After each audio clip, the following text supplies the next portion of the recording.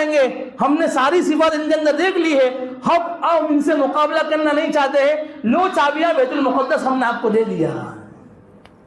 ارے آپ بات سمجھ رہے ہیں؟ یہ حضرت عمر بن خطاب رضی اللہ عنہ کا مقام ہے، بہت بڑے آدمی ہے، وقت گزرتا جاتا ہے اور 63 سال کی عمر۔ اب شہادت کا کچھ میں آپ کو سنا دیتا ہوں۔ میں کتنے سال کی عمر ہو گئی؟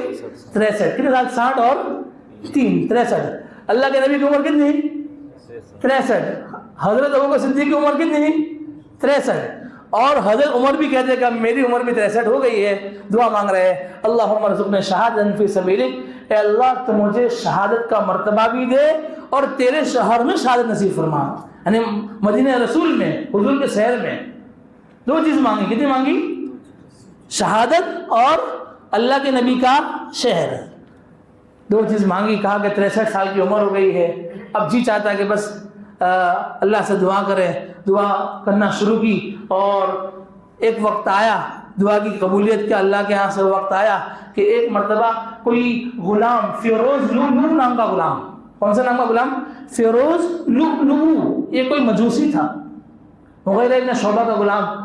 حضرت مغیرہ ابن شعبہ رضی اللہ عنہ جو کوفہ کے گورنر تھے اس وقت، ان کا کوئی غلام تھا، کہا کہ حضرت ایک کام ہو جائے آپ سے۔ بھئی کیا کام ہے آپ کو؟ اور ایک بات یہ بھی پتہ ہے کہ اس سے پہلے کتابوں میں لکھا ہے ایک مرتبہ اللہ کے نبی علیہ السلام، حضرت ابو صدیق، حضرت عمر بن خطاب، تینوں پہاڑ کے اوپر بیٹھے تھے، پہاڑ بھی ہلنے لگا۔ اللہ کے نبی نے کہا پہاڑ تیری تو ہلنا بند کر دے، خاموش ہو جا، تجھے پتہ نہیں ہے تیرے اوپر ایک نبی ہے، ایک صدیق ہے اور 2 شہید ہے، حضرت عثمان بھی تھے، تیرے اوپر ایک نبی بیٹھا ہوا ہے، ایک صدیق بیٹھا ہوا ہے اور 2 شہید ہے۔ حضرت عمر فرماتے ہیں تب سے مجھے انڈیکیٹر اور لائٹ اوپن ہو گئی تھی، مجھے پتا چل گیا تھا کہ اللہ مجھے شہادت کی موت عطا فرمائیں گے۔ ان کو پتا چل گیا تھا کہ اللہ مجھے کیا عطا فرمائیں گے؟ شاید پھر بھی دعائیں مانگ رہے ہیں، رو رہے ہیں کہ اللہ اتنا سارا کام کرنے کے باوجود بھی اللہ شہادت کی موت عطا فرما، اور بھی اللہ کے نبی کے شہر میں موت عطا فرما۔ اب سوچئے کہ جس آدمی کو حضور کے شہر میں موت چاہیے تو وہ شہادت بھی مانگتا ہے اور حضور کے شہر کی موت بھی مانگ رہا ہے۔ اب شہادت چاہیے تو میدان جنگ میں جانا پڑے نا، ارے شہادت چاہیے تو کہاں جانا پڑے؟ میدان جنگ میں، جہاد کے محاذ پر جانا پڑے، وہاں لڑائی کرنی پڑے، وہاں شہید ہو جائے تب شہادت ملے۔ اب شہادت ملے تو رسول کا شہر نہیں ملتا ہے، اور رسول کا شہر ملے تو شہادت نہیں ملتی، دونوں چیز ساتھ میں جمع نہیں ہو سکتی ہے۔ لیکن جب آدمی اللہ کے دین کے لیے مر مٹتا ہے، تڑپ جاتا ہے اور سب کچھ کر بیٹھتا ہے تو پھر اللہ وہ مقام دیتے ہیں اور وہ مرتبے عطا فرماتے ہیں کہ مانگی کتنی چیز تھی؟ 2، شہر بھی مانگا، شہادت مانگی، اللہ نے 2 نہیں بلکہ 3 عطا فرمائی۔ کتنے عطا فرمائی؟ 3۔ نبی کا شہر بھی عطا فرمایا، شہادت بھی عطا فرمائی، اور نبی کا پڑوس میں دفن ہونا بھی نصیب فرمایا۔ حضرت شیخ نے لکھا ہے فضائل اعمال میں، جب آدمی اللہ کے دین کی خدمت کے لیے، دین کی محنت کے لیے اتنا مشغول ہوتا ہے، اتنا مشغول ہوتا ہے کہ دعا مانگنے کا وقت ملتا نہیں ہے، تو دنیا میں جتنے لوگ بھی دعائیں مانگ رہے ہیں اللہ ان کی دعاؤں میں اس کو بھی شریک کر دیتے ہیں۔ آدمی مانگتا ہے 1، ملتے کتنے؟ 2، مانگتا ہے 2، ملتے کتنے؟ 3، مانگتا ہے 3، اللہ 4 عطا فرماتے ہیں۔ اللہ فرماتے ہیں ہمارے خزانے بہت بڑے پڑے ہوئے ہیں۔ سن ہجری 23 ذی الحجہ کا مہینہ ہے، 27 تاریخ ہے۔ یہ مجوسی نے آ کر کہا کہ حضرت مجھے آپ سے ایک کام ہے۔ بھائی کیا کام ہے تجھے؟ کہا کہ میرا جو مالک ہے مجھ سے کام لیتا ہے اور روزانہ اس نے میرے اوپر ایک رقم طے کی ہے کہ اتنی رقم تجھے مجھ کو لا کر دینے کی۔ اس زمانے میں ہوتا تھا کہ جو غلام ہوتے تھے نا، غلام، سیٹ اس کو یہ کہتا تھا کہ لے بازار میں جا کے کام کر، محنت کر، شام ہوتے ہی مجھے 5 درہم دینے کے، 10 درہم دینے کے۔ یہ آدمی آیا کہ حضرت میرے جو مالک ہے، میرا جو سیٹ ہے، اس نے میرے اوپر یہ رقم بہت زیادہ ڈال دی، آپ تھوڑی رعایت کرواؤ۔ حضرت نے پوچھا کتنے روپے ہے؟ کہا 2 درہم۔ تو کرتا کیا ہے؟ کہا میں لوہاری کا کام کرتا ہوں، لوہار ہوں۔ 2 درہم تو مناسب ہے، کچھ زیادہ نہیں ہے۔ چل ایک کام کر، تو میرے لیے ایک اچھی سی چکی بنا دے، تو پھر میں تیرے کچھ مدد کروں گا، تیرے لیے کچھ رعایت کا معاملہ کروں گا۔ تو وہ غلام کو یہ بات بہت ناگوار گزری کہ میں بات لے کر آؤں، میری بات کو ٹال دی وغیرہ وغیرہ، اور اس نے کہا ٹھیک ہے حضرت، میں ایسی چکی بناؤں گا آپ کے لیے کہ دنیا دیکھتی رہ جائے گی۔ کیا کہا اس نے؟ میں ایسی چکی بناؤں گا کہ دنیا دیکھتی رہ جائے گی۔ حضرت عمر جیسا آدمی جس کی فراست کتنی تھی، وہ کہہ رہے ہیں علی کو، علی اس کا جملہ آپ نے سنا، مجھے ایسا لگتا ہے یہ مجھے ماننے کی دھمکی دے رہا ہے. مجھے اس کی دھمکی دے رہا ہے. ارے وہ آدمی تو ایسے تھے کہ جن کی زبان سے جملہ نکلتا تھا اللہ آسمان سے اس کو قرآن بنا کر اتار دیتے تھے. ایک مرتبہ مقام ابراہیم جو ہے نا، دیکھا کہ حرم شریف میں، اللہ ہم سب کو بار بار وہاں کی حاضر نصیب فرمائے. مکہ المکرمہ مقام ابراہیم ہے، حضرت ابراہیم علیہ السلام کے پیر کے نشان. اس کو اپنی زبان میں کہہ سکتے ہیں لفٹ. کیا کہہ سکتے ہیں؟ اور سب پتھر لفٹ کیسے بنے؟ کیسے آپ کو بتاؤں میں. حضرت ابراہیم اس پتھر پر کھڑے ہوتے تھے اور بیت اللہ کی تعمیر کرتے تھے. جیسی تعمیر اوپر ہوتی تھی پتھر اونچا ہوتا تھا جتنی آٹومیٹک. اور پھر جب تعمیر پوری ہو گئی پتھر واپس اپنی حالت کے اوپر آ گیا. حضرت عمر نے کہا کہ حضور میرا جی چاہتا ہے کہ یہاں 2 رکعت نماز پڑھی جاوے، طواف کے بعد ہی کیوں نہ ہو، نفل ہی پڑھی جاوے. اور اللہ کے نبی نے کہا عمر ٹھیک ہے تیری بات تو برابر ہے، لیکن مجھے اللہ کا کوئی آرڈر آیا نہیں ہے کہ میں یہاں نماز پڑھوں. ابھی تو اللہ کے نبی اس جگہ سے آگے ہی بڑھے تھے، جبرائیل امین آسمان سے آ گئے، فرمایا کہ عمر کی بات کو اللہ نے قبول کر لیا ہے اور اللہ کہہ رہے ہیں اے محمد مقام ابراہیم کو نماز پڑھنے کی جگہ بنا ہوئے ہیں. اب حاجی لوگ جاتے ہیں نا، طواف کرتے ہیں، 2 رکعت مقام ابراہیم پر پڑھتے ہیں. جب تک طواف کی 2 رکعت نماز نہیں پڑھیں گے واجب الطواف، وہاں تک تمہارا طواف ادھورا ہے. ایسے ایک نہیں کئی ایک واقعات ہے، کئی ایک واقعات، بلکہ کتابوں میں لکھا ہے حضرت عمر وہ صحابی ہے کہ جن کی تمنا پر، جن کی آرزو اور امید پر اللہ نے قرآن کریم میں 50 سے زائد آیت اتار دی. بولے حضرت عمر یوں بولتے تھے اور یوں آیت اترتی تھی، یوں بولتے تھے اور یوں آیت اترتی تھی. پردے کا حکم بھی آیا نا، عمر کی تمنا پر، خواہش پر آیا ہے. حضور میں چاہتا ہوں کہ آپ کی بیویاں کتنے پاکیزہ ہے، پاک باز ہے، سب لوگ آپ کی بیوی کو دیکھ کے اچھا نہیں لگتا ہے، میرا جی چاہتا ہے کہ آپ کی بیویاں پردہ کریں. اللہ کے نبی کو حکم نہیں آیا تھا، آسمان سے جبرائیل آئے، اللہ نے پردے کا حکم نازل کر دیا. ایسے اتنے بڑے آدمی تھے کہ جن کی زبان پر جملے آتے تھے اللہ آیت کو نازل فرما دیتے تھے. چنانچہ انہوں نے کہا کہ علی مجھے لگتا ہے کہ ماننے کی دھمکی دے رہا ہے مجھے. خیر بات آئی گئی ہو گئی. دوسرے دن یا اس کے چند دن کے بعد صبح کی نماز کا وقت تھا. دھیان سے سننا، شہادت کا واقعہ آ رہا ہے.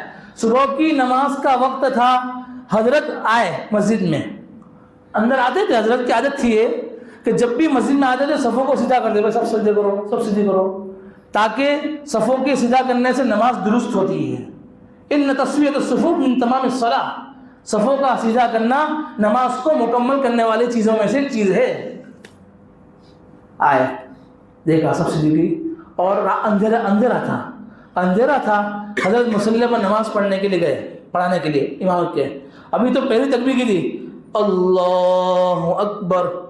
تکبیر ہی کہی تھی کہ وہ ملعون غلام، اس کا نام لؤلؤ فیروز تھا، ایک خنجر لے کر آیا. وہ خنجر اس نے زہر میں ڈبویا ہوا تھا. وہ خنجر لے کر آیا اور حضرت کو زور سے خنجر مار دیا. مصلی کے اوپر خنجر مارا، حضرت گرے زمین کے اوپر. اور آپ کے پیچھے حضرت عبد الرحمن بن عوف تھے، عبداللہ بن عباس تھے، دونوں صحابی تھے. اور انہوں نے جیسے ہی گرے، ایسی حالت میں بھی اللہ اکبر سب نے سنا. اس زمانے میں مائک نہیں تھے، اندھیرا تھا، لوگوں کو پتا نہیں کیا ہوا. خنجر مارا، آپ گرے زمین کے اوپر. آپ نے گوارا نہیں کیا کہ میری اسی حالت کی وجہ سے نماز کے اندر کچھ خرابی آئے.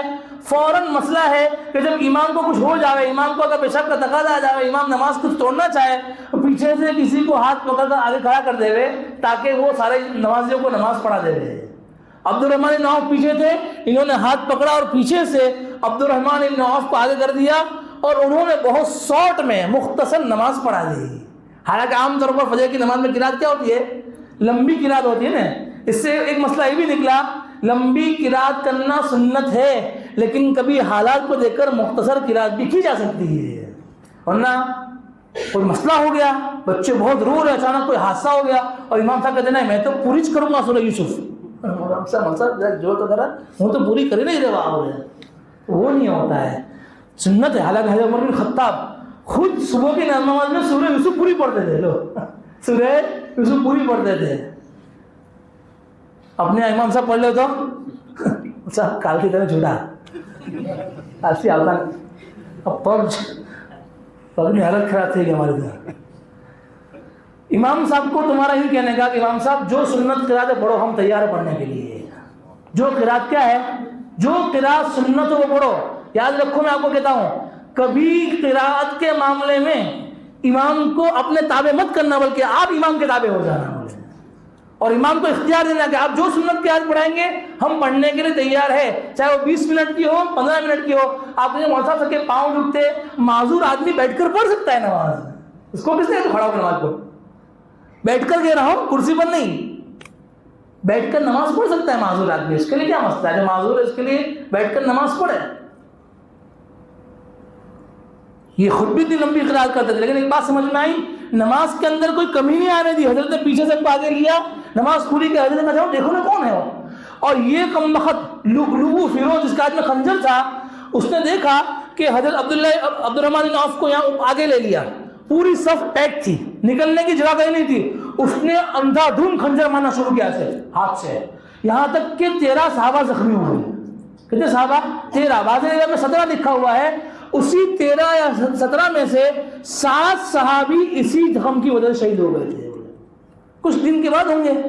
حضرت عمر کو بھی زخم لگ گیا یہاں پر اور مارا زور سے، اب یہاں پر وہ ڈر گیا، ایک صحابی نے نماز پوری ہوئی نے فوراً چادر ڈالی اس کے، وہ چادر تاکہ بھاگ نہ جاوے، اس نے دیکھا کہ اب میں بچنے والا نہیں ہوں، خود نہیں اپنے ہاتھ سے خنجر مار کر خودکشی کر لی۔ اس نے، کس نے؟ لؤلؤ فیروز نے خودکشی کر لی۔ حضرت عمر بن خطاب نے کہا کہ بھائی کون تھا؟ کہا کہ وہ غلام تھا۔ اچھا وہی غلام جو میں کل آیا تھا، میں نے تو اس کا اچھا چاہا تھا، اللہ اس کو برباد کرے، اس کے ساتھ میرا یہ معاملہ کیا بولے۔ اتنے میں لوگ جمع ہو گئے، حضرت کو گھر لے گئے اور حضرت کو شربت پلائے گا، شربت نبیذ کھجور کا، لکھا ہے کتابوں میں تاکہ پتہ چلے کہ پیٹ میں وہ رہتا ہے کہ نہیں رہتا ہے۔ اتنا زخم گہرا ہو گیا تھا، سارا شربت باہر نکل آیا وہاں سے، شربت پیٹ میں رہا ہی نہیں۔ پھر دودھ لایا گیا حضرت کے لیے، دودھ پلایا گیا، دودھ بھی باہر نکل گیا۔ صحابہ سمجھ گئے حضرت اب بہت دن تک دنیا میں رہنے والے نہیں ہیں۔ کسی صاحب حضرت کعب بن مالک نے غالباً کہا کہ حضرت آپس میں بات کی صحابی سے، عبداللہ بن عباس سے کہا کہ ایک کام کرو اللہ کے واسطے، جا کر حضرت سے یوں کہو، حضرت اللہ سے دعا کر دیجئے، اللہ سے آپ مانگ لیجئے کہ اللہ آپ کی عمر میں برکت دے اور آپ کو ابھی موت نہ دے، اس لیے کہ آپ کا وجود، آپ کا رہنا فتنوں کو ختم کرنے والا ہے، آپ کی برکت سے اللہ فتنوں کو ختم کرتا ہے۔ اور اللہ کے نبی کے صحابہ حضرت حذیفہ ابن یمان نے ایک مرتبہ عمر بن خطاب نے ان سے پوچھا، حذیفہ تیرے پاس منافقین کی لسٹ ہے اور اللہ نے دیکھو یہ بھی بتایا ہے کہ دنیا میں فتنے کون سے آنے والے ہیں، تو مجھے یہ بتا کہ منافقین میں میرا نام ہے یا نہیں ہے؟ فرمایا حضرت آپ کا نام کیسے ہو سکتا ہے؟ اور پھر فرمایا فتنے کا مسئلہ پوچھا، حضرت فتنے، میں تو آپ کو یوں کہتا ہوں فتنوں کے درمیان اللہ نے آپ کو دروازہ بنایا ہے، جس وقت آپ جائیں گے دنیا میں فتنے اتر جائیں گے۔ فتنوں کے درمیان دروازہ آپ ہیں، فتنوں کو روک کر آپ نے رکھا ہے، آپ کی وجود سے اللہ نے فتنے کو دبایا ہے۔ حضرت عمر نے پوچھا حذیفہ یہ بتاؤ کہ فتنوں کا دروازہ جب میں ہوں تو اللہ دروازے کو کھولیں گے یا توڑیں گے؟ فرمایا کھولیں گے نہیں بلکہ توڑیں گے، اشارہ اس بات کی طرف تھا کہ اللہ آپ کو شہادت کی موت عطا فرمائیں گے، اللہ آپ کو شہادت کی موت عطا فرمائیں گے۔ اور یہ صحابی نے جا کر کہا کہ حضرت دعا کر دیجئے، آپ اپنے لیے دعا کر دیجئے کہ اللہ آپ کی عمر میں برکت دے اور آپ کو ابھی موت نہ دے، اس لیے کہ امت کو آپ کی بہت ضرورت ہے، بہت سارے منافقین ابھی ہے ریڈار کے اوپر، انہوں نے دھمال مچائی ہے، طوفان مچایا ہے اور حالات سنگین ہیں، فتنوں کا خوف ہے، اگر آپ دنیا سے چلے گئے تو یہ ہم یتیم ہو جائیں گے۔ حضرت عمر نے کہا کہ نہیں، اگر میں اللہ سے دعا مانگ لوں گا اور مجھے موت نہیں ملی تو پتہ نہیں بعد میں مجھے شہادت کا مرتبہ ملے یا نہ ملے۔ ارے کہ دیکھ رہے سن رہے میری بات، مجھے شہادت کا مرتبہ ملے یا نہ ملے مجھے نہیں پتا ہے، میں یہ دعا نہیں کروں گا، بس میں یہ دعا کرتا ہوں اللہ مجھے شہادت کا مرتبہ عطا فرما دیجیے۔ اتنے میں ایک آدمی ملنے کے لیے آیا، حضرت آپ تو وہ انسان ہیں کہ اللہ کے نبی کی زبان سے ہم نے کتنے فضائل آپ کے بارے میں سنے، آپ تو ایسے ہیں، اسلام لانے کے بعد آپ نے یہ کارنامہ انجام دیا، یہ کارنامہ یہ کیا۔ حضرت عمر سنتے رہے، بیمار ہے، سنتے رہے۔ فرمایا ٹھیک ہے تو جو کہہ رہا ہے، لیکن عمر تو ابھی اس وقت یوں ڈر رہا ہے، عمر اللہ کے سامنے پیش ہوگا، عمر نے جو کیا ہے اور جو غلطیاں کی ہے اگر اس کو برابر کر اللہ عمر کو معاف کر دے، سستا سو جائے عمر کے لیے، اتنا بڑا آدمی ہے, اپنے اعمال پر بھروسہ نہیں ہے, اتنی بڑی خلافت کا مالک ہے, اور مرض الوفات میں بالکل آخری ٹائم چل رہا ہے, لوگ ملنے کے لیے آ رہے ہیں, حضرت سے یہ حضرت کہہ رہے ہیں کہ نہیں, اب میں چاہتا ہوں کہ میرے سے کیا اعمال کیے, میرے کوئی اعمال نہیں ہے, بس اللہ مجھے معاف کر دے, اللہ عمر کو معاف کر دے, اس سے زیادہ مجھے کچھ نہیں چاہیے. وہ آدمی گیا آگے, بات کر کے گیا, اور اس کی ازار ٹخنوں سے نیچے لٹکی ہوئی تھی. حضرت مرض الوفات میں ہے, بولا بھی نہیں جا رہا ہے, کہا اس کو بلاؤ, بیٹا تمہاری ازار ٹخنوں سے نیچے لٹکی ہوئی ہے, اور ٹخنوں سے نیچے جا لٹکانا حرام ہے. یہ حالت بھی اصلاح کر رہے ہیں صحابی, اس کو کہتے ہیں صحابی رسول ہے, اور غم کا ماحول ہے. اور اپنے بیٹے کو بلایا, عبداللہ ابن عمر کو بلایا, بیٹے ادھر آؤ, بیٹے ادھر آؤ, تمہارا باپ کا قرضہ اتنے روپے ہے, کئی ہزار روپے, 86,000 روپے قرضہ تھا, یہ میرے مرنے کے بعد تم ادا کر دینا میرا قرضہ, اور جاؤ, ابھی جاؤ, امی عائشہ کے پاس جاؤ, اور جا کر کہو کہ عمر بن خطاب, امیر المومنین مت کہنا, امیر المومنین مت کہنا, ہو سکتا ہے کہ امیر المومنین کہیں گے تو شرم میں مجھے اجازت مل جاوے, آپ جا کر کہنا خطاب کا بیٹا عمر, کیا کہا, خطاب کا بیٹا عمر آپ سے اجازت مانگتا ہے, اس کی تمنا ہے کہ وہ اللہ کے نبی کے بازو میں اپنی قبر بنا لے. کون کہہ رہے ہیں؟ حضرت عمر بن خطاب اپنے بیٹے عبداللہ کو بھیجا کہ جاؤ امی عائشہ کے پاس, اور جا کر کیا کہنا, امیر المومنین مت کہنا, اس لیے کہ اب تو میں چند گھنٹوں میں, چند گھڑی میں جا رہا ہوں, اب میں امیر المومنین نہیں ہوں. جا کر کہنا عمر بن خطاب اجازت مانگتا ہے, کس کے لیے, حضور کے بازو میں دفن ہونے کا موقع مل جائے. گئے عبداللہ ابن عمر رضی اللہ عنہ, اور جا کر روم میں گئے, امی عائشہ رو رہی تھی, پتہ چل گیا کہ عمر کا انتقال ہونے کے قریب ہے اور طبیعت بہت نازک ہے. کہا کہ عمر بن خطاب, خطاب کا بیٹا عمر آپ سے اجازت چاہتا ہے کہ حضور کے بازو میں ان کو دفن ہونے کا موقع دیا جاوے. امی عائشہ رونے لگی اور کہنے لگی, ایک طرف میرے ابا دفن کیے ہوئے ہیں, ایک طرف میرے خاوند ہیں, میں چاہتی تھی کہ دونوں کے بیچ میں اللہ مجھے جگہ دے, لیکن عمر کا وہ مقام ہے کہ میں اپنے اوپر عمر کو ترجیح دیتی ہوں, جاؤ عمر کی قبر وہاں بنا دی جاوے. کہاں پر, نبی کریم صلی اللہ علیہ وسلم کے بازو میں, مصلی رسول پر, دنیا قیامت تک عمر پر سلام بھیجتی رہے گی. سب جاگے, السلام علیکہ یا عمر, السلام علیکہ یا ابا بکر, الصلاۃ والسلام علیکہ یا رسول اللہ, السلام علیکہ یا ابا بکر, السلام علیکہ یا عمر بن خطاب رضی اللہ عنہ. ہر آدمی جو بھی گنبد خضرا پر جائے گا, حضرت عمر کو سلام پیش کرے گا. وہ آدمی وہاں جگہ ملی, اور پھر کیا کہا, آئے بیٹا کیا ہوا, کیا کہا امی نے, کہا کہ امی عائشہ نے اجازت دے دی ہے کہ میں عمر کو اپنے اوپر ترجیح دیتی ہوں. بیٹا سن, میرا انتقال ہو جاوے, مجھے دفن کرنے کا وقت آوے, ایک مرتبہ پھر جنازہ امی کے گھر کے باہر رکھنا, اور پھر کہنا کہ عمر بن خطاب پھر آپ سے اجازت مانگتا ہے, ہو سکتا ہے شرما شرمی میں اجازت دے دی ہو, دوبارہ اجازت مانگنا, اجازت مل جائے, پھر اللہ کے نبی کے بازو میں مجھے دفن کر دینا. یہ تھا محرم کی پہلی تاریخ, سن ہجری 24 محرم کی پہلی تاریخ حضرت عمر بن خطاب کو اللہ کے نبی علیہ السلام کے بازو میں دفن کر دیا گیا ہے. کون سی جگہ ملی, نبی کا پڑوس ملا, نبی کے بازو میں ایک طرف اللہ کے نبی ہے, ایک طرف وہ صدیق ہے, ایک طرف عمر بن خطاب ہے. کہا نا اللہ کے نبی نے کہ ہماری مٹی سب کی ایک جگہ سے لی گئی تھی, جہاں سے مٹی لی تھی وہیں اللہ نے دفن کر دیا.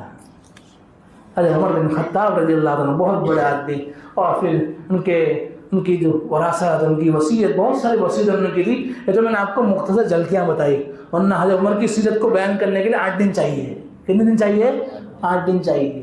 کاشی والے 8 دن بلائیں گے مجھے, کھانا کھلائیں گے, اچھا فالودے پلائیں گے, تو 8 دن بیان نہیں کریں گے انشاءاللہ. اللہ سبحانہ و تعالیٰ ہم سب کی طرف ہے حضرت عمر بن خطاب کو بہترین بدلہ عطا فرمائے. 3 مرتبہ سورہ اخلاص پڑھ لو, ان کو ثواب پہنچا دو. 3 مرتبہ سورہ اخلاص پڑھ کر نیت یہ کرنی ہے کہ حضرت اللہ اس کا ثواب حضرت عمر بن خطاب کو پہنچائے, اور اس کے ساتھ ساتھ پوری امت کے تمام صحابہ کو, نبیوں کو, سب کو ثواب پہنچا دے, تاکہ ہماری مجلس کا ثواب ان کو بھی پہنچ جائے. 3 مرتبہ سورہ اخلاص پڑھ لو. بسم اللہ الرحمن الرحیم. قل هو اللہ احد.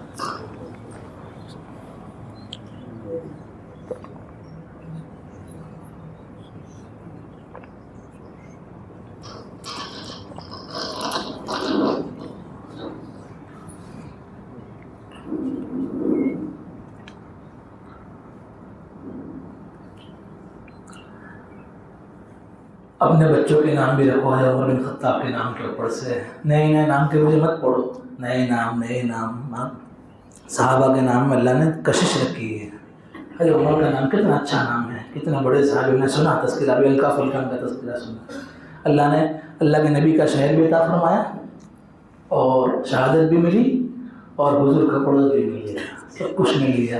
اور پھر اللہ نے شان کے ساتھ اور قیامت کے دن بھی اٹھیں گے شان کے ساتھ.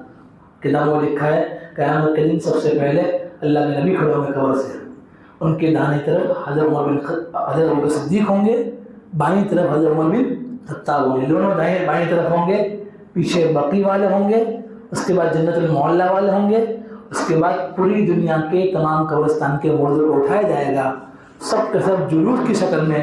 اللہ کے نبی کے ہاتھ میں ایمان کا جھنڈا ہوگا، حمد کا جھنڈا ہوگا، ساری امت پیچھے ہوگی، سب کے سب جلوس کی شکل میں میدان محشر میں جمع ہوں گے.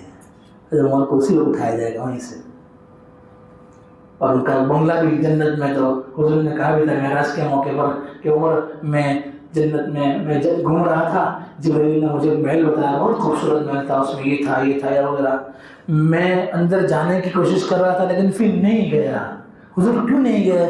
عمر تیری غیرت کو دیکھ کر مجھے گوارا نہیں ہوا کہ عمر کی حوریں وہاں پر بیٹھی، وہاں میں اندر میں چلا جاؤں. بولے حوریں اندر بیٹھی ہے، عمر کے لیے ہو رہی تھی نا.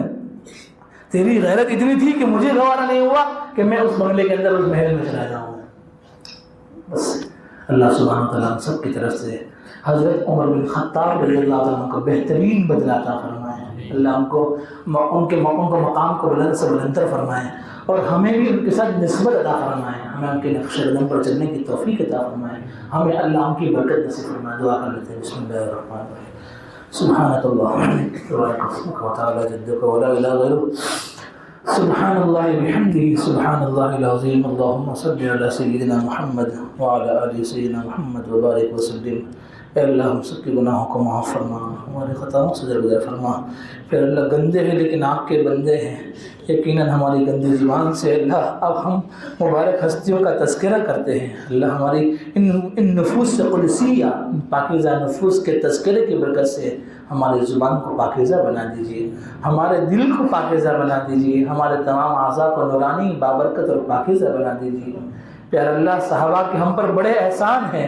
اللہ ان لوگوں نے جد و جہد کی، محنتیں کی اور اللہ کے نبی کی صحبت اٹھائی اور ان سے دین حاصل کر کے ہم تک پہنچایا. اے اللہ انہی کی برکت سے آج ہم مسلمان ہیں، انہی کی برکت سے آج ہم تیرا نام لے رہے ہیں، انہی کی برکت سے آج ہمارے سروں کے اوپر ٹوپی اور ہمارے چہرے کے اوپر داڑھی اور آج ہم مسجد میں جمع ہوئے ہیں. اللہ یہ انہی کا صدقہ ہے.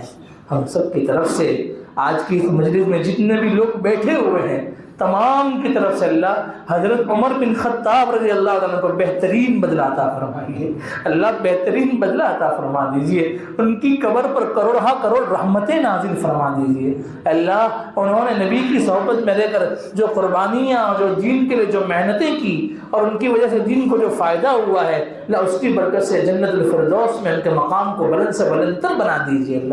اللہ ان کو بلند مقام عطا فرما دیجئے اور ہمیں بھی ان کی محبت کے نتیجے میں جنت میں ان کا پڑوس عطا فرما دیجیے. ہمیں ان کے ساتھ نسبت عطا فرما دیجیے. اللہ اس نسبت کی برکت عطا فرما دیجیے اور اللہ ہمیں ان کے نقش قدم پر اپنی زندگی کو گزارنے کی توفیق عطا فرما. سچے دل کے ساتھ، محبت کے ساتھ اللہ ان کی پیروی کرنے کی توفیق عطا فرما. تمام صحابہ کو بہترین بدلہ عطا فرما. تمام صحابہ کی پیروی اور اقتداء کرنے کے ہم سب کو توفیق عطا فرما. زندگی کا جو لمحہ گناہوں میں گزرا اللہ سب کو معاف فرما. اے اللہ اس مسجد میں بار بار یہ موقع ملتا ہے کہ تیرے محبوب صحابہ کی سیرت کو بیان کیا جاتا ہے. اللہ یہ صحابہ آپ کو محبوب تھے، آپ کے پیغمبر کو محبوب تھے. اللہ ان کی محبت کے بدلے، ان کی محبت کے عوض میں اللہ تو ہمیں بھی اپنا محبوب بنا دیجیے. اللہ ہمارے ساتھ بھی محبت کا اظہار فرما دیجیے. اللہ ہم ان کا تذکرہ کرتے ہیں جن کے ساتھ تو محبت کرتا ہے. دنیا میں ہم نے دیکھا ہے کہ جو آدمی کسی کے ساتھ محبت اس کا تذکرہ ہے تو اس کو بھی ان سے محبت ہو جاتی ہے. اللہ تو ہمارے ساتھ بھی محبت کا معاملہ فرما دیجیے. ہمیں بھی سنتوں والے زندگی عطا فرما. اللہ نبی کے صحابہ کے ساتھ وفاداری کرنے کی توفیق عطا فرما. اللہ عشق صحابہ، عظمت صحابہ کے ہمیں شان عطا فرما، توفیق عطا فرما، فضل کا معاملہ فرما. اے اللہ جتنے لوگ یہاں پر نبی کے صحابہ کا تذکرہ سننے کے لیے جمع ہوئے ہیں ہے سب کو قبول فرما، سب کی دنیا کو بہتر بنا، آخرت کو دنیا سے زیادہ بہتر بنا دیجیے۔ ہم سب کو مرضیات پر چلنے کی توفیق عطا فرما، تیری رضامندی والے کام کرنے کی توفیق عطا فرما، تیری ناراضگی والے کاموں سے اللہ تو ہماری پوری امت کی بھرپور حفاظت فرما، نیک لوگوں کے اندر شامل فرما، نیکی اور تقوی والے زندگی عطا فرما دیجیے، تیرا قرب اور نزدیک عطا فرما۔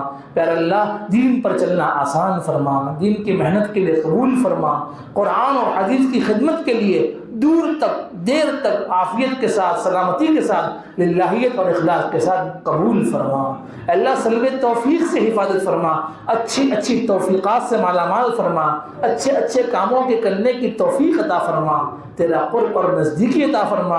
جو زندگی گناہوں میں گزر گئی اللہ ہم سچے دل سے توبہ کرتے ہیں، آج کی اس مجلس کی برکت سے، صحابی رسول حضرت عمر بن خطاب کے صدقے میں اللہ ہم سب کی مغفرت فرما۔ اللہ یہاں سے اٹھنے سے پہلے مسجد سے باہر قدم رکھے، اللہ مستورات اب جہاں پر بیٹھی وہاں سے باہر قدم رکھے، اس سے پہلے تو ہمیں گناہوں سے پاک کر دیجیے۔ اللہ ان نفوس قدسیہ کی برکت سے تو ہمیں سنتوں والے زندگی عطا فرما دیجیے، ان پاکیزہ نفوس کی برکت سے اللہ ہماری زندگی کو نیکیوں والی زندگی بنا دیجیے، طاعت اور فرما برداری والی زندگی بنا دیجیے۔ اے اللہ فضل کا معاملہ فرما، خصوصی کرم فرما، فضل کا معاملہ فرما، رحم فرما، اللہ رحم فرما، صدیقین میں نیک لوگوں میں شامل فرما۔ پیارے اللہ جو مانگا وہ عطا فرما، جو مانگنے سے لگا وہ عطا فرما۔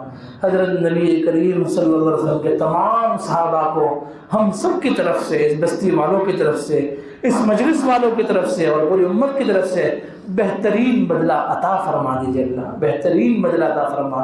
ہمارے پیارے آقا جناب محمد رسول اللہ صلی اللہ علیہ وسلم کو بھی ہم امتیوں کی طرف سے جیسا ان کی شان ہے اللہ وہ بدلہ تو ان کو بھی عطا فرما دیجیے۔ اللہ حضور کی شفاعت اور ہم سب کے حق میں مقدر فرما، شفاعت سے ہم سب کو مالا مال فرما، نبی کے ہاتھوں سے قیامت کے دن حوض کوثر سے جام کوثر نصیب فرما، سنتوں کے ساتھ محبت عطا فرما، سنتوں والی زندگی عطا فرما۔